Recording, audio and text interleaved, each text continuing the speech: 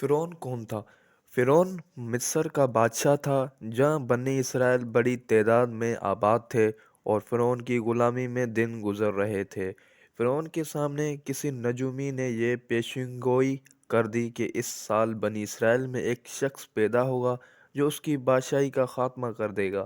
یہ سن کر اس نے یہ حکم دے دیا کہ اسرائیلیوں میں جو کوئی بچہ پیدا ہوا سے قتل کر دیا جائے، البتہ لڑکیوں نے زندہ رکھا جائے تاکہ ان سے خدمت لی جا سکے۔ اس طرح بہت سو نوزائیدہ بچے قتل کیے گئے، اگرچہ حضرت موسیٰ علیہ السلام اس سال پیدا ہوئے، مگر اللہ تعالیٰ نے ان کو محفوظ رکھا۔ اس کا مفصل واقعہ سورۃ طٰہٰ اور سورۃ کہف میں خود قرآن کریم نے ذکر فرمایا ہے۔ اس کا واقعہ بھی مذکورہ بالا دو صورتوں میں تفصیل کے ساتھ آیا ہے۔ حضرت موسیٰ علیہ السلام سے اللہ تعالیٰ نے یہ وعدہ فرمایا تھا کہ وہ کوہ طور پر آ کر 40 دن اعتکاف کرے تو انہیں تورات عطا کی جائے گی۔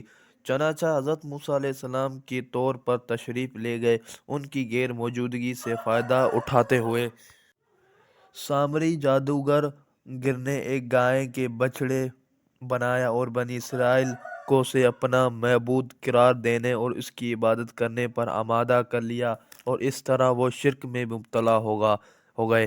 حضرت موسیٰ علیہ السلام کو اطلاع ہوئی تو وہ گھبرایا کہ وہ واپس تشریف لائیں اور بنی اسرائیل کو توبہ کی تلقین فرمائیں۔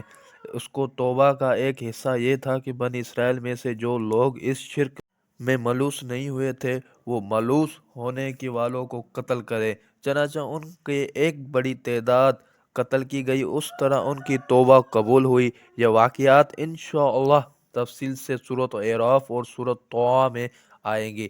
جب حضرت موسیٰ علیہ السلام کے طور سے تورات لے کر تشریف لائے تو بنی اسرائیل کے ان سے کہا کہ ہمیں کیسے یقین آئے گا، واقعی اللہ نے ہمیں اس کتاب پر عمل کرنے کا حکم دیا ہے۔ شروع میں ان پر حجت تمام کرنے کے لیے انہوں نے اللہ تعالیٰ کے براہ راست خطاب فرما کر تورات پر عمل کا حکم دیا، مگر وہ کہنے لگے جب تک ہم اللہ تعالیٰ کو آنکھوں سے نہ دیکھ لیں گے ہمیں یقین نہیں آئے گا۔ ان کی اس گستاخانہ طرز عمل پر ایک بجلی کی کڑک کے نہیں انہوں نے آگیر اور وہ بعض اور روایات کے مطابق مر گئے۔ اعراف میں آئیں گے جیسا کہ سورۃ مائدہ میں آئے گا۔ بنی اسرائیل نے جہاد کے ایک حکم کی نافرمانی کی تھی جس کی پاداش میں انہوں نے صحرائے سینا میں مقید کیا تھا، لیکن اس سزائے بیاہ کے دوران ابھی اللہ تعالیٰ نے انہیں جن نعمتوں سے نوازا یہاں ان کا ذکر ہو رہا ہے۔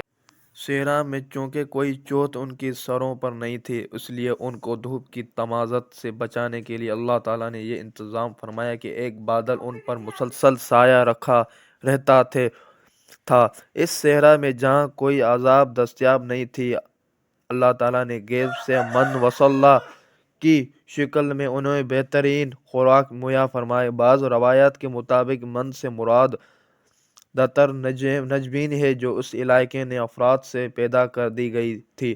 اس سلویٰ سے مراد بہترین ہے جو بنی اسرائیل کی قیام گاہوں کے آس پاس کی کثرت سے منڈے لاتے رہتے، اور کوئی انہیں پکڑنا چاہتا تو وہ بالکل مزاحمت نہیں کرتے تھے۔